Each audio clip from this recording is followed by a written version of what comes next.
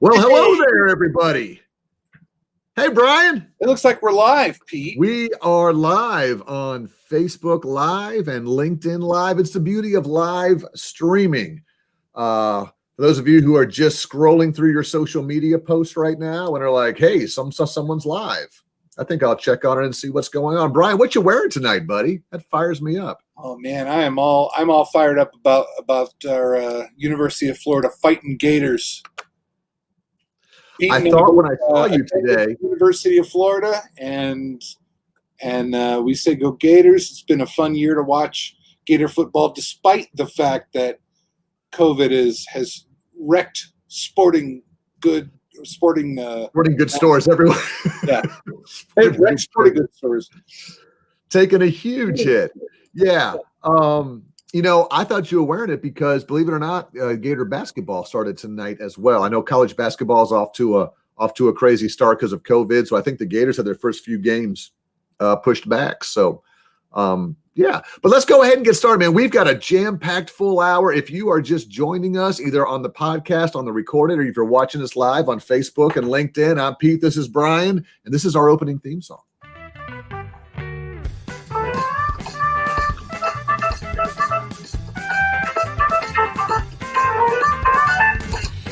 Ownership and loss with become liar.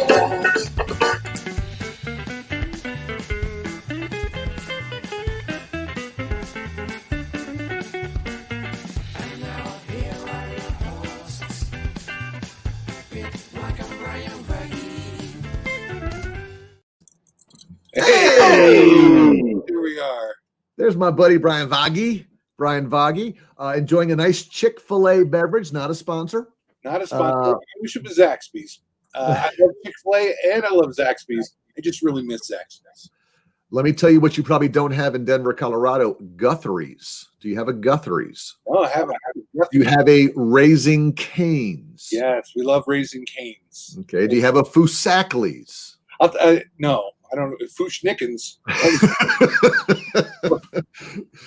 I just love all kinds of chicken fingers. Raising Cane's, I gotta again, not a sponsor. I wish they were. There's a new little restaurant being built up the street from us, and we've been watching it. And we've been playing. What do you think it's gonna be? Yep. And, one of my kids said, "Ooh, I hope it's a Raising Cane's." I'm like, "Oh man, I do not." Raising Cane's is good at a distance. I need to be able to drive to it because otherwise I would just eat that all day. Raising Cane's, they ought to call it Raising Cholesterol. Ah! Give me a bell. Come on. Leadership and life. So if you are watching live on Facebook or LinkedIn right now, please use the comments. Go ahead and like the show. Go ahead and put the name of somebody in the comments that you think that should kind of join in. This is not your typical podcast / interview show.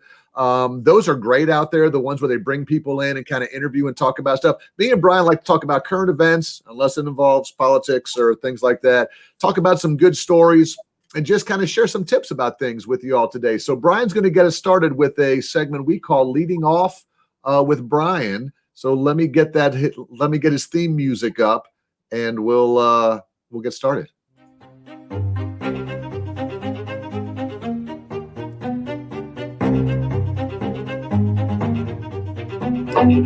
Here I am.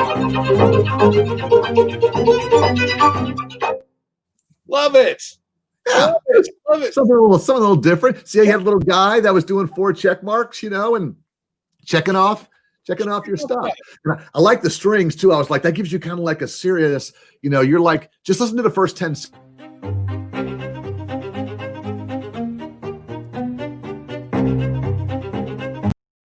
I mean, you're important, bro. Have you heard of the Two Cellos guys? Yes. We love listening to that in the morning sometimes. They do some good stuff. Reminds me of that. Unbelievably talented people. All right, go ahead and get us started, buddy. Lead us off. First of all, did you know that today is National Mutt Day? I did not. Celebrating mixed breeds, National Mutt Day. Okay, good to know. I also looked up what is today, right? Right. It's also National Package Protection Day. Well, every time I play football, I wear a cup. That's Is that right. what we're talking about? That's exactly where There I you go. go. But apparently, do you guys have a lot of porch pirates there in your neighborhood? Oh, ironically, it's made the news here in Birmingham, in a suburb where I live. There have been videos recently, people coming in and stealing all the Amazon packages. Yep, that's been a problem here in Denver as well. And so leave it to the Ring Doorbell Company. They founded National Package Protection Day. Okay. So they're raising awareness of package theft and reminding homeowners to protect themselves against thieves. I don't know. Just thought I'd pass that along. I know that you got a place to go with your stories, but let's go down the rabbit hole for a second. What's the solution? I mean, I don't know what the solution is. If you're going to use Amazon and you're going to say, leave it by my garage or by my front step, do you have to create like a safety deposit, like a huge gun safe type of thing on your porch? I mean, People I don't know what. People also, there are package store right by just down the street from us. That's a UPS delivery site or an Amazon delivery site. Okay. And Okay. you can have stuff delivered there and go pick it up. Whole Foods, I know, has Amazon lockers where you can have stuff delivered there. And now they came out with something, as long as we're down the rabbit hole, we've got our garage door opener, and they have a wireless component to that where you can allow Amazon to use your garage door opener and place your packages inside the garage. Obviously, You have to trust your Amazon delivery. there's some trust driver. on there, and even if you, I don't think my Amazon delivery driver would steal my car out of the garage. However, you have to trust that they're going to put it back down correctly. You know what I mean? Correct. Yeah, and there could be some nice tools and equipment. Anyhow, so happy National Package Protection Day. That's exciting. Thank you for sharing that. That's good. All right, here we go. Now, leading off, some fun stories we discovered this week. Pete, many of us grew up with Spiderman Yes. comics, one of my favorites, and his alter ego was Peter Parker. Yep. But with the recent film Into the Spider-Verse, Mhm. we learned that there are actually multiple alter egos, multiple people who inhabit the web slinger role. Right. And that film, by the way, I forgot, that film actually won the Academy Award for Best Animated Feature. Yes, it did, and it actually beat out a couple of Disney and Pixar films, Which as is well. So unusual. very rare. Very rare. So Right. the main character of that film is a guy named Miles Morales, and he is Okay. the biracial teenage son of an African-American father and a Puerto Rican mother. Okay. And now Miles has returned as the lead character in the newest Spider-Man video game. Is this him? This is him. There he is, Miles Morales. And the reason that's noteworthy is that, as this game's getting great reviews, and praise for both the character and the game itself is piling up, and now people of color and video game experts are hoping that the momentum is that Miles Morales is bringing into this industry is only the beginning, because it's an industry that has traditionally lacked diversity. Gaming is, I don't know if you knew this, one of the largest and fastest growing entertainment industries in the world. And in the United States here, there are more than 214 million video game players, including me and both of my girls. Yep. Anyway, about 83%, this is according to Pew Research Center, about 83% of Black teenagers said that they play video games, compared to 71% of white teens and 69% of Hispanic teens. All high numbers, but there's a lot of diversity in there. But the creators and by extension their characters have traditionally largely been white dudes, if you will. So anyway, this game's lead writer is a guy named Ben Arfman, and he said they wanted to make sure that anytime a player picks up the game and recognizes themselves or someone they love in one of the characters, that they'll feel really good about that moment of recognition. And that's just common sense. That's the way. I mean, this is where, again, we need to be as a country, as a society. We need to have, more, everything needs to mirror what everybody looks like. So why are we taking so long to get that in video games? I don't know. So I love it. I remember when we worked at Disney and Disney was just at that time coming out with some, toy merchandise that where, they were starting to come out with a lot more like diverse dolls and things. And a good friend of ours, Cortez, kind of explained to me that it makes a huge difference to, if you're in the store and you see, Nope, I lost you. There you go. Or an or a Barbie or something like that looks like you. Right. And it's good business. You'll sell a lot more too. That is absolutely perfect. In fact, my wife says that my son chooses to play video games right now instead of watch this fantastic extravaganza. So he is in the 80%. So absolutely. All right, good. What you got next? All right, hello, Dolly. Hello, Dolly. Dolly Parton. She's a music legend. She's a national treasure, in my opinion. Love her. There she is. Yeah. There she is saying hello, Brian. Hello, Dolly. And most recently, Dolly is a sponsor of one of the promising COVID-19 vaccines that are coming out. I thought you were going to say she's a sponsor of our show. I was about to lose it for a second. It would be great. Hold on a second. Dolly? No. We need 20 grand. Stat. We need 20 grand for leadership t-shirts. Brian needs a ring light. All right. So what is she sponsoring? Well, I don't know how much you know about Dolly Parton, but she's kind of famous for her philanthropic efforts, her giving. And recently it came out that she was partly responsible for the Moderna vaccine, which at this point anyway is being reported to be about 95% effective at preventing COVID-19. So we're hoping let me throw that quote up there for you that you can talk about. Oh, there you go. So she donated $1 million this year to coronavirus research. And we all just learned that some of that was actually used to fund the research on Moderna's vaccine. And her name even appears in the report on the vaccine's effectiveness. And this here says she's making a donation of $1 million to Vanderbilt in order to towards research. Yeah, encouraging people that can afford it to also make donations so we can get out of this. Wow. How many people can say, Pete, that they've both won a country music award and had been published in the New England Journal of Medicine? Well, here's something that you want to be thinking about.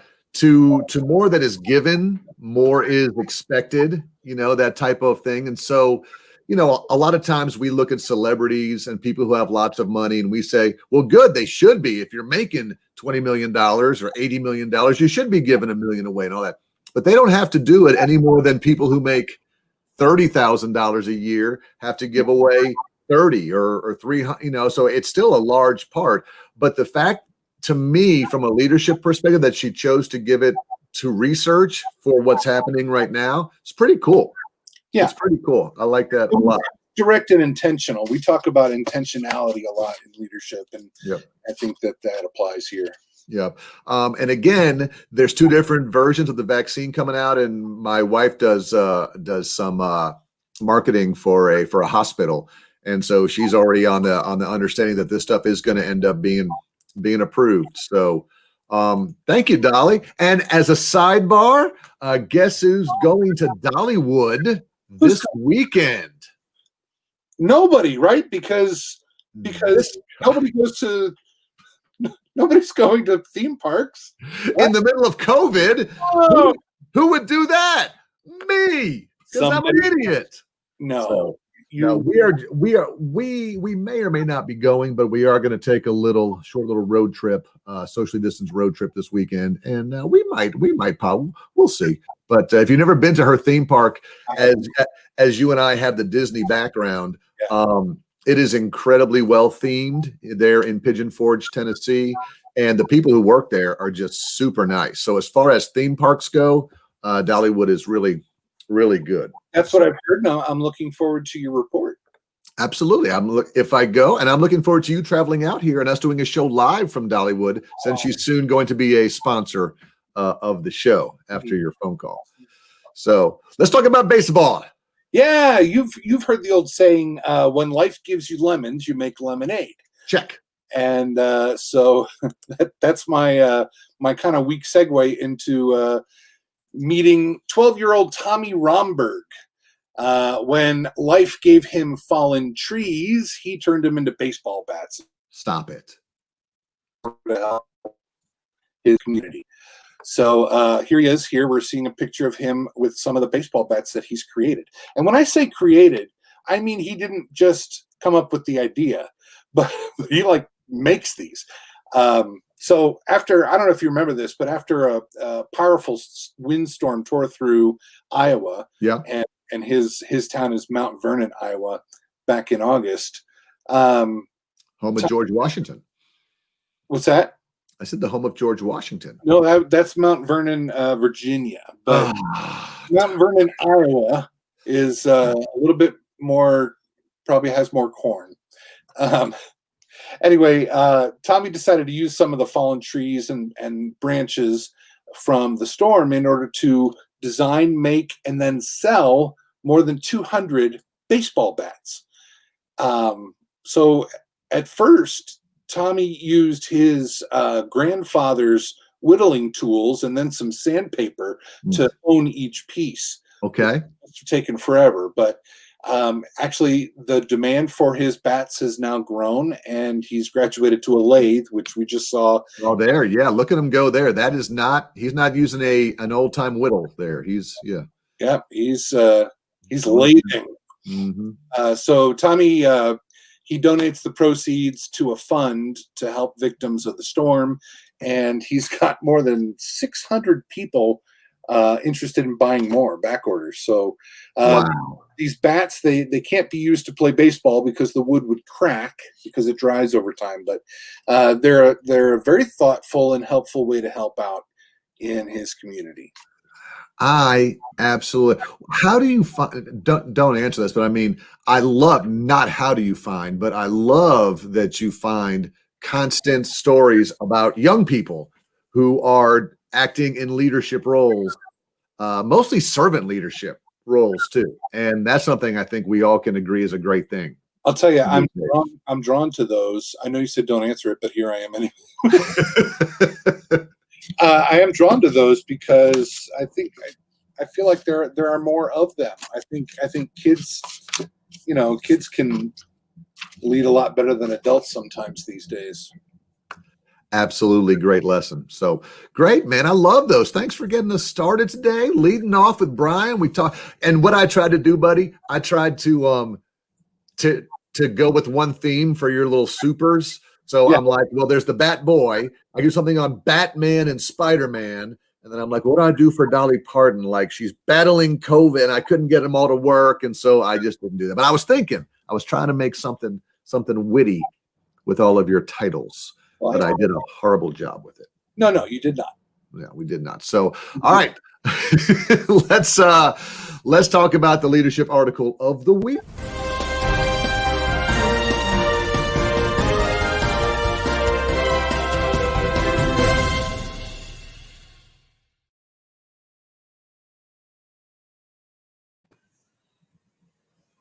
Okay. Just took a while for that to come off the screen. Like, is it going to stop anytime soon? All right, buddy. How's your positivity doing? Oh man, I love it's actually doing good. You know why? Talk to me. Because I'm working on I am not. I don't feel like maybe I am naturally predisposed to positivity, and my wife has been working on that with me for 30 years almost. So Well, I think it depends. It depends on how you define it. It's interesting because again, I always find you as an upbeat, humorous friend. So I just assume that positivity falls into that same bucket. And you're telling me you can be fun and engaging and outgoing, but not always be positive. what I'm saying is I have to work at it. My family's watching. They know I can get in a little bit of a funk, but I tend to be a little bit more of a realist, but I really need, I work at my optimism. Okay. And that's what we're going to talk about today in the leadership article of the week, my friend. So if you're watching us live right now on LinkedIn or on Facebook, feel free to comment as I share some of these ideas with you. This is my buddy, and I call him my buddy because I've never met him. This is my buddy Bryson Kearl, and he writes for a company called BambooHR. He's also a screenwriter. But he's written this short little article, which I love. I love stuff on BambooHR because they're short, they're pithy, but they really drive a lot of discussion. And he wrote this thing called 16 Ways to Stay Positive at Work. 16 ways to stay positive at work. As a sidebar, I was doing some leadership training this morning. Brian, you familiar with the Myers-Briggs type indicator? Yes, it's one of my favorite type indicators. Of all the indicators, Myers-Briggs is my favorite.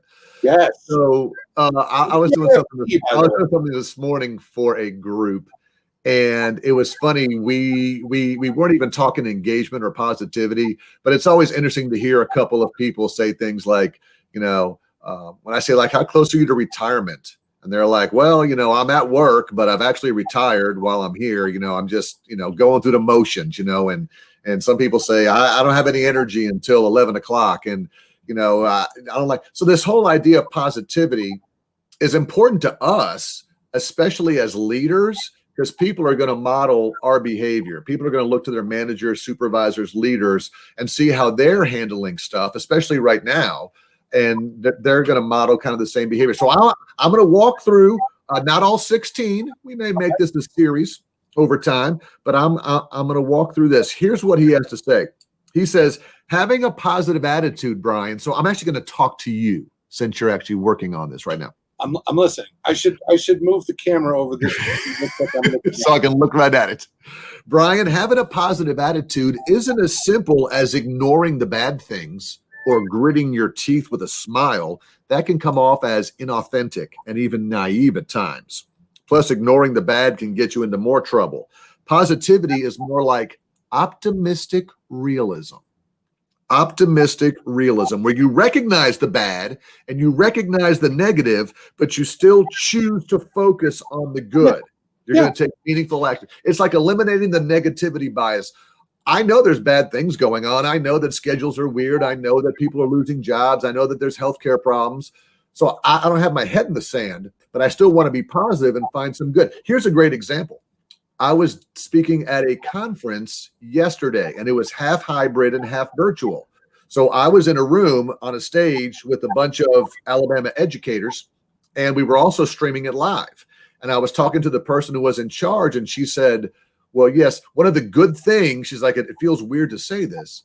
One of the good things to come out of the pandemic is it has forced us to deliver conferences and events in a different, like in the past, we would be like, yeah, we probably should stream this live, but I don't want to figure that out. And maybe we should offer a virtual option, but it's forcing people to learn how to offer more things. So that's positivity, right? That's one of the good things. It is. It's the pastor of the church I went to when I grew up used to call that tracing the rainbow through the rain.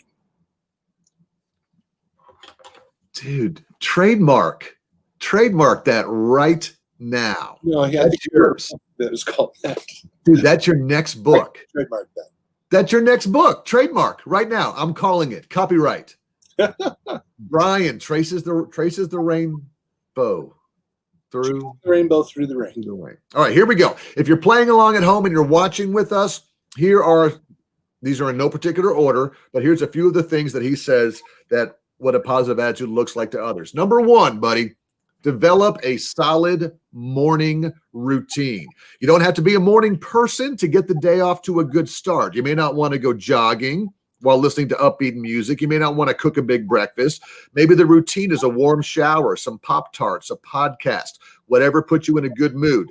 At the same time, cut out morning habits, he says, that cause stress, like checking your phone as soon as you wake up. So if you're watching online live right now, put in the chat, what's part of your morning routine? What's one thing that you do every day to help you get centered? And Brian, I'll kind of ask you, what's part of your morning routine that may get you started on positivity? You know, we talked about Myers-Briggs, and I'm an ENFP, and Correct. know anything about, you know, this Myers-Briggs MBTI. An ENFP generally doesn't, you know, like to stick to routines. Correct. Doesn't plan for anything. And I have a, you know, that heavy perceiving. Anyway, but I have learned over the years, again, to love my wife Terry, to embrace routines, and I feel like it has really helped me. And I do have a morning routine. It was when you said that, and it, you know, essentially I do look at my phone first thing, but it's not usually work. It's things like, you know, scrolling through Reddit, or maybe playing a game, that kind of thing, and then you know, taking a shower and getting. I'm just kidding. I don't take showers. Give yourself a bell. Hey, getting dressed, but when I come out of the bedroom, I go to the kitchen. I have a medication I have to take every morning. Take that right away, and then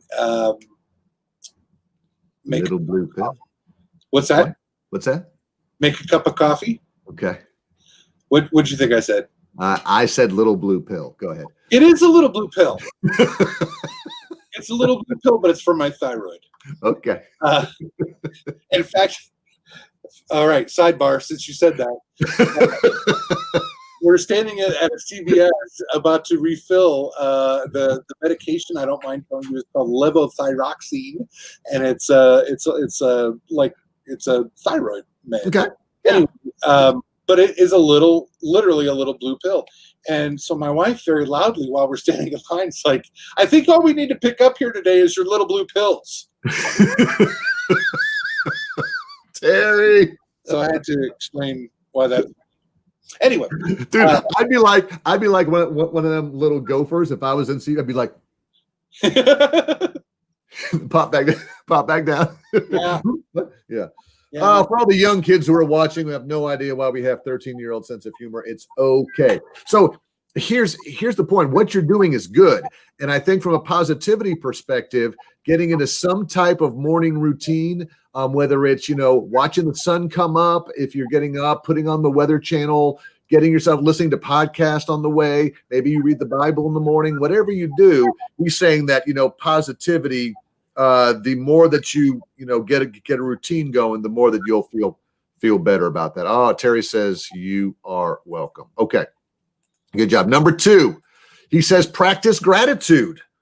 Whether you keep a gratitude journal, I know, Brian, you do a lot of journaling, or you make a point to acknowledge things you're thankful for each day. Staying positive at work is easier when you lead with gratitude. Express it verbally on a regular basis, or do a random act of kindness, or pay it forward.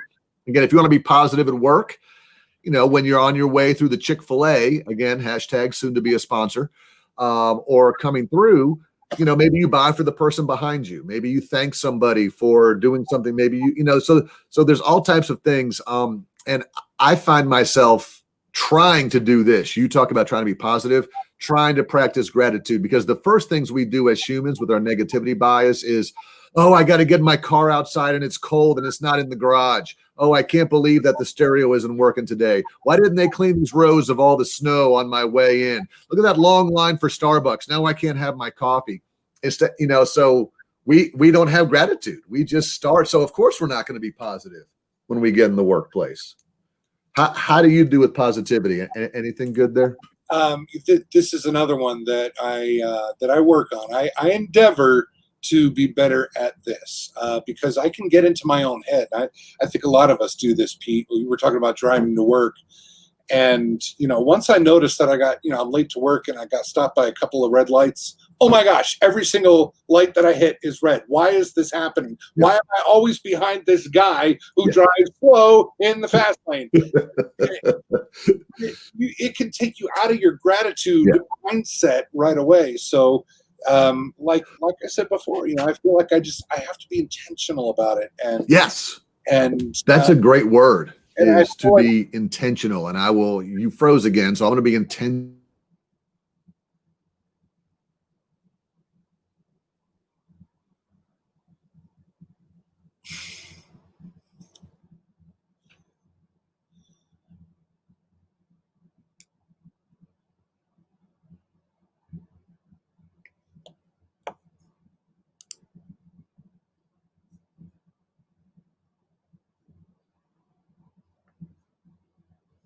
Absolutely lost everybody. Hey, you're back. Oh, okay. I don't know. And you're gone again. Listen, I got the same error message you just got. So a lot of people are streaming. Maybe we got a lot of viewers tonight. Who knows? But we both just went down, but I just kept talking. So we're going to talk faster so we can get through this before we lose it. All right, talk me through number 3, buddy. This author says live healthy.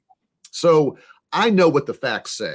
Okay. He says make your health a priority, exercise, relax, meditation, smile. You're probably not going to be in the mood to do most exercises, but the more you do, the better you'll do. Stay properly hydrated, all that stuff.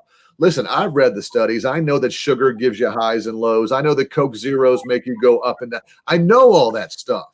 And yet sometimes you talk about I have a hard time doing that. If anybody here finds that like healthy stuff helps, let me know. Brian, what's your take on living healthy? Should we go? Anyhow, we'll just go to the next one. Look at what Terry said. Terry said at the dinner table, we got to say one thing we're thankful for and one good thing that happened to us today. That's a great. We've done that for years. Great tradition. That's a way to do that. Joseph says, getting that cup of coffee. Yeah, absolutely. Got to get that coffee and that donut. I got to get that bagel. I got to struggle with that. All right. Number 4, real quick. Celebrate often, y'all. Celebrate often. The author says you don't have to organize a party every day, but recognizing the excellent performance of your coworkers and celebrating their successes can help everyone stay more positive at work. He cites a study that says 25% of employees said they would be happiest with a simple thank you. And when you begin to offer more frequent, sincere recognition, many people will respond in kind. Almost a law of reciprocity. If you know that stuff by Dr. Childani, he talks about the influence being the law of reciprocity. And that if I give you a compliment, you almost feel inclined in the future to kind of give me a compliment and kind of all of that. So celebrating each other, celebrating our small wins, I think is a big deal. And I know a lot of times now that I'm remote more than I'm in person, I definitely don't do this. Definitely don't do this as much. So how's your recognition? How's your celebration? This is something that I brought with me from Disney into my career outside of Disney. Is the idea of celebrating together, even the small wins. So I work in the sales and marketing division in my company, and we train all of our sales reps to make sure that when you're in your meetings and you're going over numbers and put something on the whiteboard to track your progress and celebrate with your team. Yep. So anyway, I completely agree with this one, and tend to be I tend to be liberal with the praise and recognition. One of the things that I think employees hate the most, and it happened to me early in my career, is, you know, a manager taking credit for your good idea, or, Yep. you know, like you come up with something and they say, well, you know, here's what we decided or whatever. And, you know, it's nice to get that credit. And so, you know, I make sure to give credit where credit is due. No doubt. No doubt. So let's show up, Brian. Move your face to the side a little bit as we do this. Oh, look at that. All right. So what do you think of my graphic? I made this graphic. It's like an L going up, positivity, going up, floor number 1, morning routine, floor number 2, practicing gratitude, floor number 3, living healthy, floor number 4, celebrating often, and 5, ladies lingerie. Wait. All right. That's inappropriate. Hey, go to your comments, everybody. If you knew that there was one of these that you should work on the most to help you be more positive at work, go ahead and type that in the comments right now. Just put 1, 2, 3, or 4. Do you know you need to have a morning routine? Do you know you need to be practicing gratitude more often? Do you know that you should work on a healthier lifestyle? Or do you know that you should celebrate your wins and celebrate your successes more? Go ahead and going to throw that in there in the comments as well, because we would appreciate that. We've got, again, a whole lot more of these to kind of go over, and I want to thank BambooHR for kind of sharing that. And let me see how to get that off the screen. So very good. Very good. Will has joined us. Hey, Will, good to see you, my friend, from just down the I-59 corridor. My buddy Scott going to work on number 1, which was develop a morning routine. I got you. Got to work on the routine. Brian, what was number 3? Will's going to focus on 3. Living healthy. Living healthy. If I could type in 3 right now, I would. So, all right. I know y'all are ready for the big game show, Over and Under. It's the world's best ever leadership statistics game show. And Brian, we got some feedback last week from one of our regular watchers, Barry, who may or may not be on tonight, that he didn't like the music or the graphics that we had for the opening. So I took it upon myself to find a peppier song and some new graphics that hopefully will motivate and inspire Barry to be a little more excited to play the game. So here we go. Get ready for Over and Under.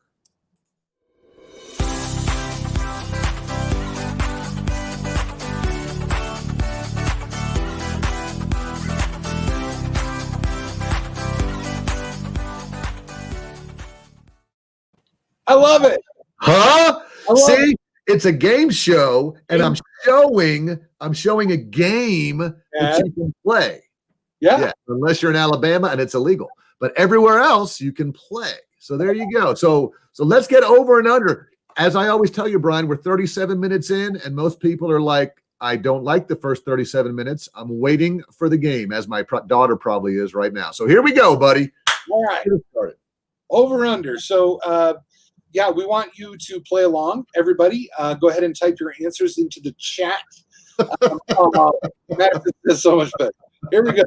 She even told me last week, she's like, I pull you guys up and I leave you on mute until I see the game show part, and then I turn the volume on. Well, play along, Madison. Part of me wanted to scold her. And we want everybody to play along. You could behave me. All right, here we go, buddy. So what you're fighting for is you froze. No, I'm still here. Standing by.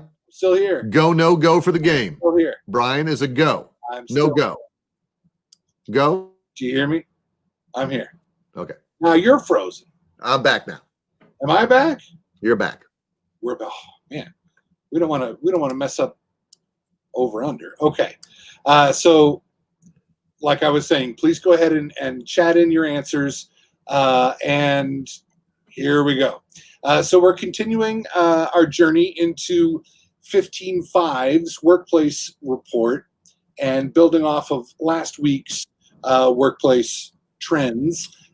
This survey was conducted with 1,500 full-time United States managers and independent contributors in order to understand the struggles that people are facing at work and which practices can help managers become more effective. So today we're going to be focusing on confidence and trust in the workplace.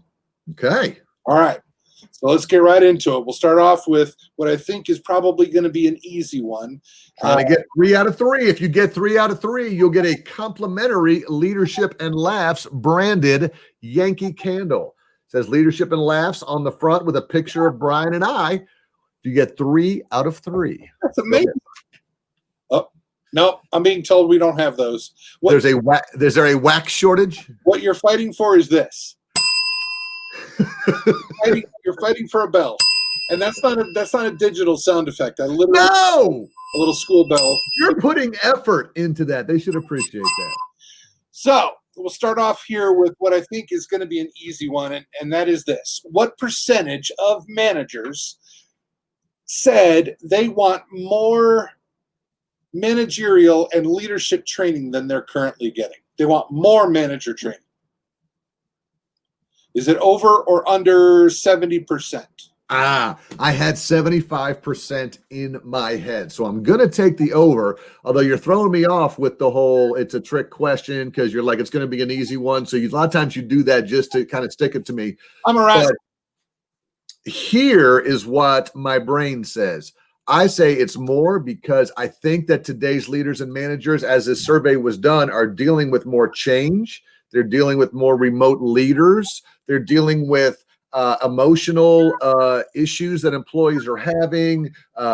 So I think they're all saying, listen, whether it may not be training on how to be a manager, but leadership and management training, like communicating during crises and all the things around employees. So I'm probably going to say it's over. My daughter, again, has gone over. Our buddy Scott is going over. Will, thank you for playing. He's going over. And my smoking hot wife thinks she knows you well enough that you're offering a trick question to us. So the percentage of people who want leadership training, she says it's under 70%.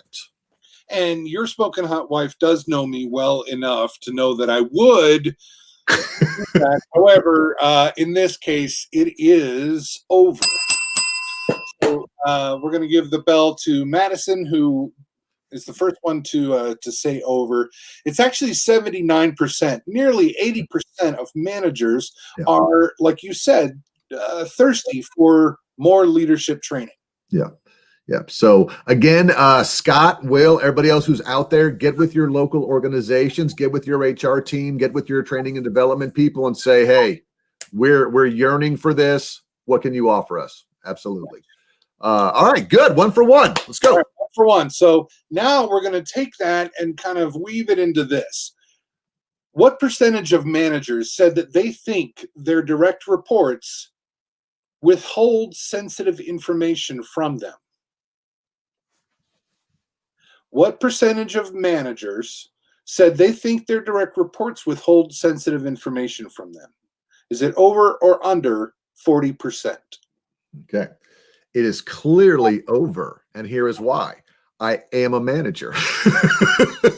I manage people. You manage people. Those of us who have been in supervisory roles or management roles, we eventually think that, are our employees telling us everything? Now, this could be my quandary is you have specifically said, what type of information was it in the actual question? You said it was information. Okay, so I don't take that to mean like state secrets. I mean, okay, information that like I'm not going to tell my boss that because they're okay, yeah. I think managers know that people don't share everything. I know that there's conversations with my team that happens when I leave the room, and all kinds of things happen there. I think so. I think it's over the 40%, as does Madison, as does my buddy Scott, as does my buddy Sherry. We're all taking the over, Brian. So what if we said negative feedback? Same thing, in your opinion, sensitive information, negative feedback? Are you saying that a manager knows that employees have negative feedback and they're not going to share it? Right. That would, well, no, it'd still be over to me. Okay. I'm still taking the over. Yes, it's over. Everybody gets a bell. Yes. It's over, but not by that much. It's only 47%. Huh. Less than half, but almost half of managers said that they think their direct reports withhold negative feedback or sensitive information from them, but only 25% of employees reported that they do withhold some sensitive or negative feedback from their managers. So that's a pretty big difference of opinion there. I Right. think, Right. managers and employees aren't forming relationships that are built on confidence and trust. So you're saying that there's 53% of managers who think that their employees tell them everything and aren't hiding any sort of secrets from them. Is that a form of narcissism? Is that a blind spot? Or are they just that good of a manager that if you ask their employees would go, no, of course we share everything. My Of course we opinion, do. it's the former, of course. It's a blind spot. Okay. Interesting. All right. 2 for 2, baby. I haven't been 3 for 3 in a while. So let's go. Let's finish strong, everybody. All right, here we go. Now I'm going to give you a number here. 99% of managers, Lower. 99% said that they're confident that they're able to meet the expectations of their direct reports. You talk about a little narcissism there. 99% of managers surveyed said they're confident that they're able to meet the expectations of their direct reports. What percentage do you think?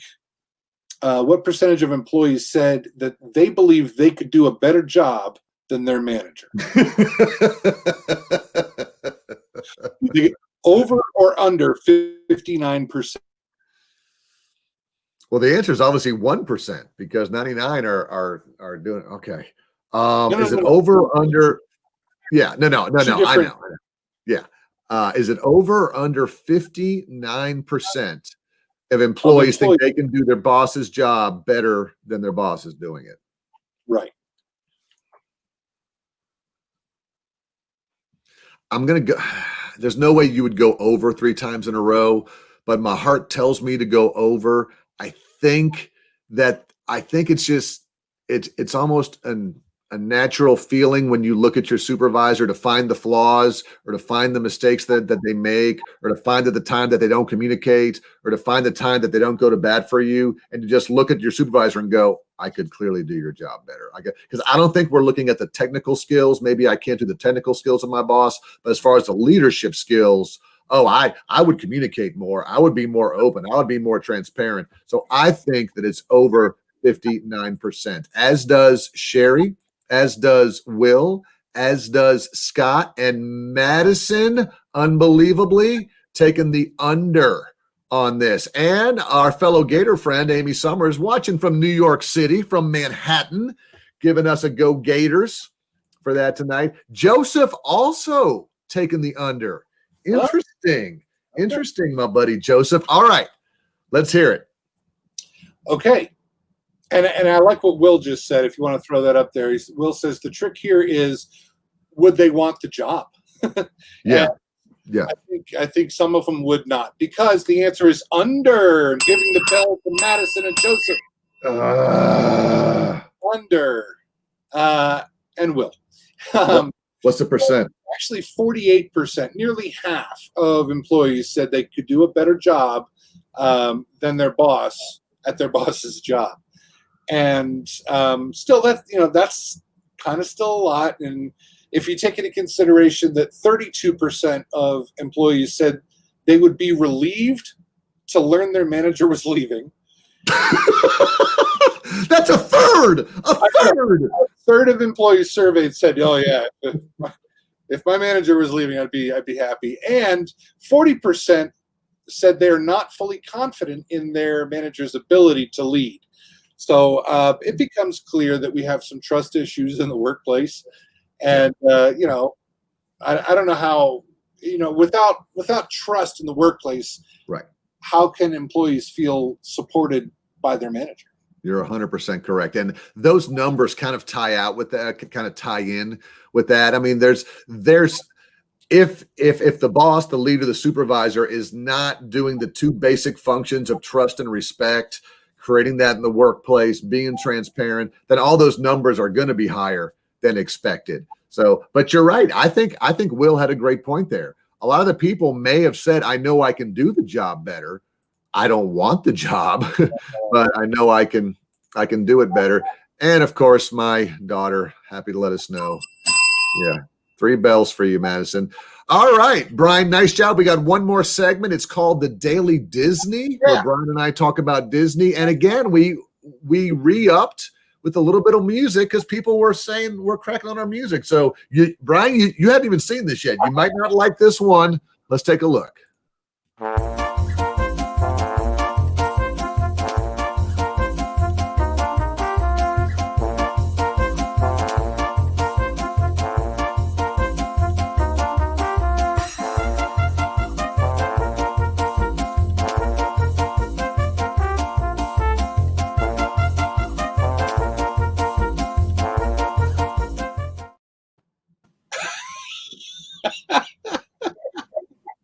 What? Did you like the mouse at the end? It's the ugliest mouse ever holding a clipboard. It's like when you go to like it was like that Simpsons episode where they went to that theme park. Oh my word. People are gonna want, the mouse was terrifying. Yeah, that's okay. All right. So a lot of times we'll do a lot of different things around the Daily Disney. Like most of you know, Brian and I spent over many, many years working at the Walt Disney World Resort for the Walt Disney Company as well.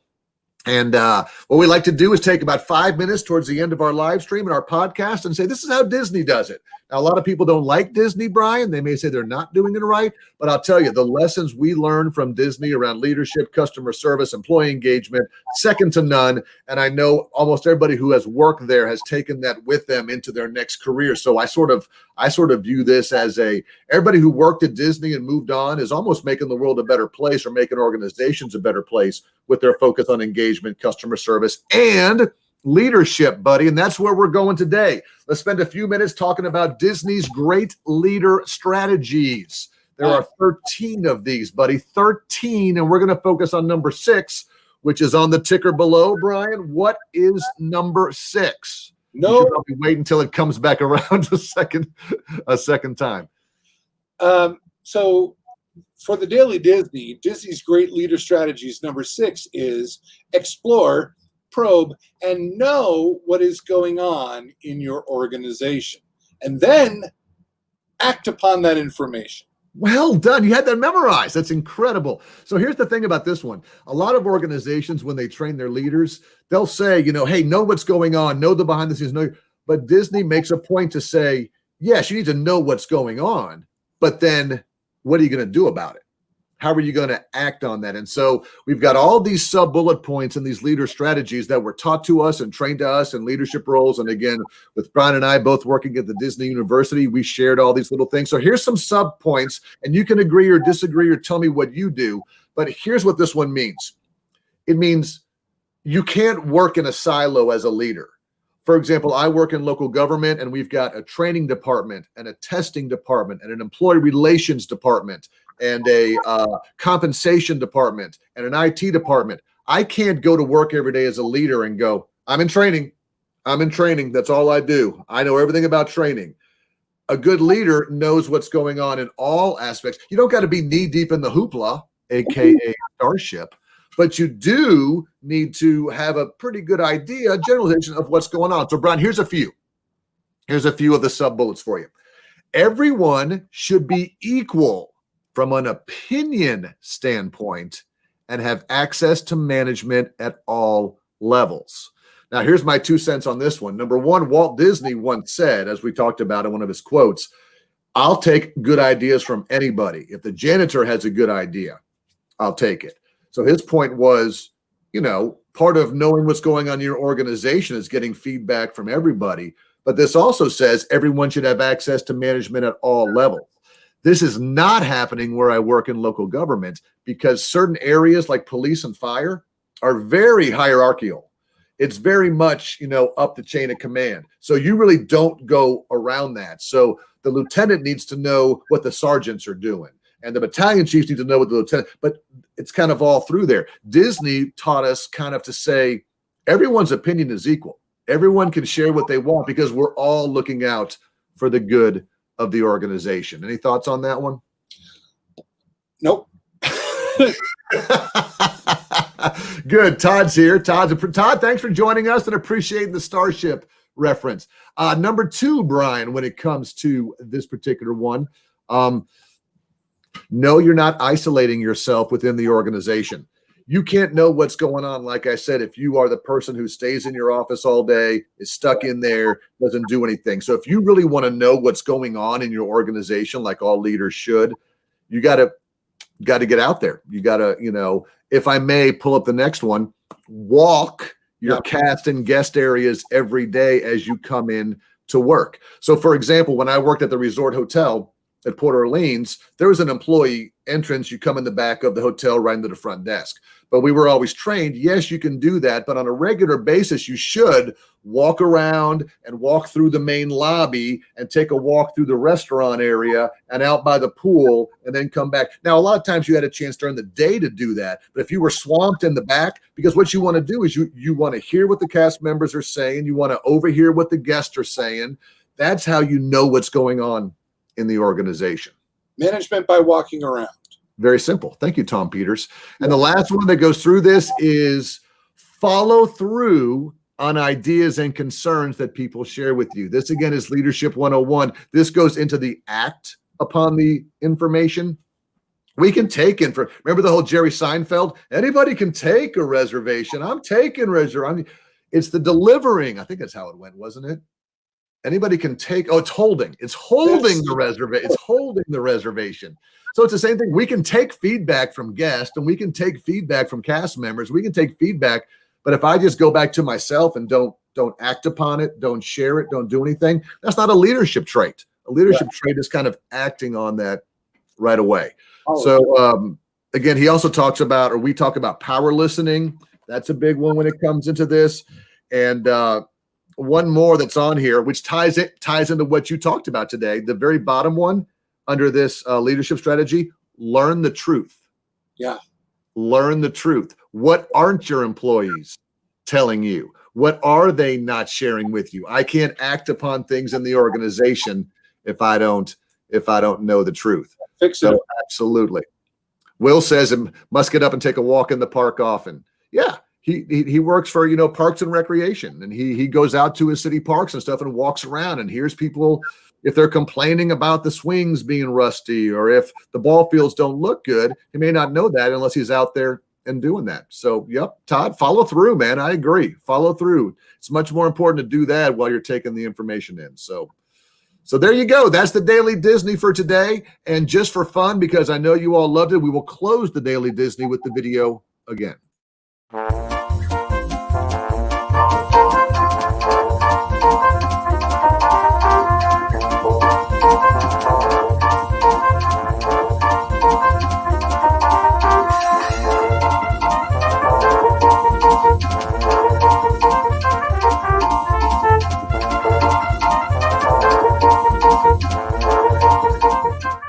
I love those thin monitors that our pictures were on, and it was ironic thinking about when those pictures were taken, monitors didn't look like that at all.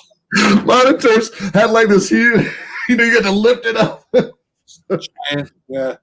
Okay, quick nerd alert for any of you who have smart TVs. There's a TV channel called Pluto.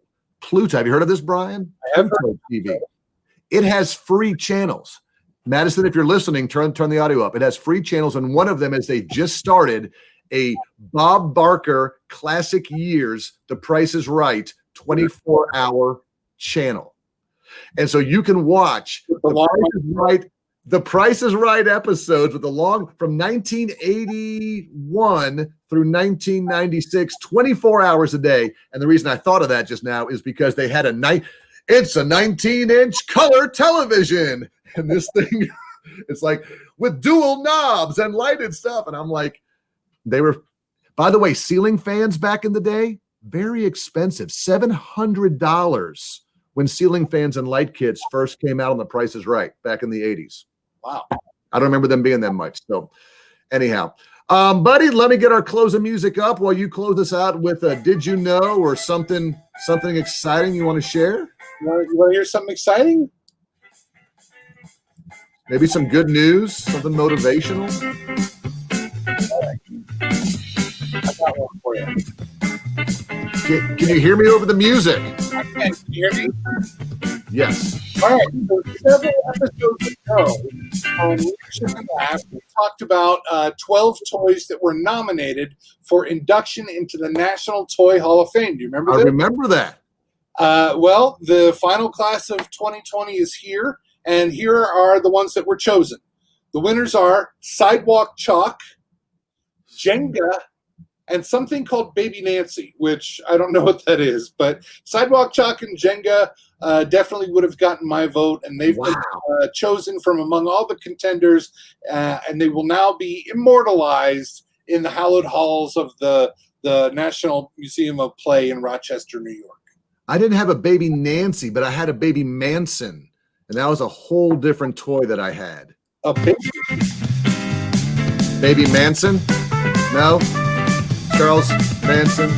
Hey, it's been a good show tonight. We've hit the top of the hour.